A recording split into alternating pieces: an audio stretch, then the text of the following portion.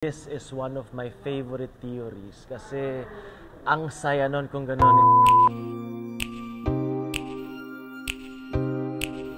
Ito na, ang unang theory natin ay galing kay Casey Conde dito sa Facebook. Ang sabi niya ay, may kambal si Paco at siya yung killer dyan. Sure ako dyan. What? Kambal? Parang first time ko narinig yung theory na yun na may kambal si Paco. If ever, kanino?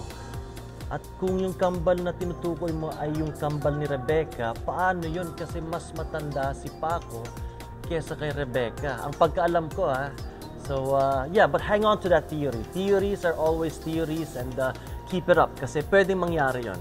Moving on to our next theory na Fernando Lamak-Lamak. Ang sabi niya ay sa tingin niya, si Paco daw yung killer. At yung room ni Paco ay may tunnel connected sa lahat ng rooms kung saan nakaka-access siya anytime.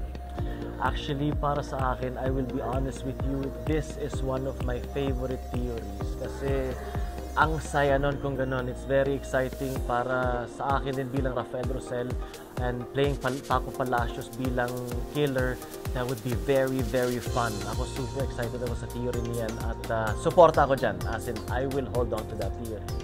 Next up, we have si Claudine Sevilla. Also dito sa Facebook. Ang sabi niya ay, what if buhay nga talaga si Paco at siya yung killer? Siya siguro nag-set up kay Jericho at utos ni Aurora yon. Kaya labag sa kalooban ni Aurora na may dumagdag na Palacios, gusto niya yung anak lang ni Sam. Nako, baka si Jericho na naman yung next na matsugi o di kaya makulong. Actually, yun ang nangyayari ngayon sa mga episodes na pinalabas. Parang hinahabol na nga si Jericho So, let's see what happens. Let's see if your theory is right. Para sa akin, like I said, kung si Paco nga yung killer, then I, as Rafael Rosel, would be super duper happy kasi that would be super exciting.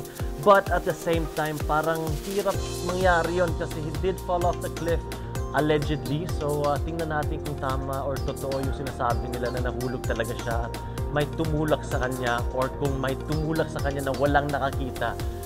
Abangan na lang natin kung ano yon kasi personally, as an actor, hindi namin alam yung mga pangyayari. Pinibigay lang sa amin script on the day off para siguro confidentiality at para din mas maging exciting para sa ating lahat. So, with that, maraming salamat sa inyong pag-send in ng mga theories ninyo. I'm really fascinated and hanga ako sa inyo na may nakikita ko yung mga theories na ganyan. You guys are the true detectives at sana tuloy-tuloy pagsusubaybay ninyo at pag-abang at pagsuporta sa Widow's War. This is Rafael Rosel, also known as Paco Palacios, signing off.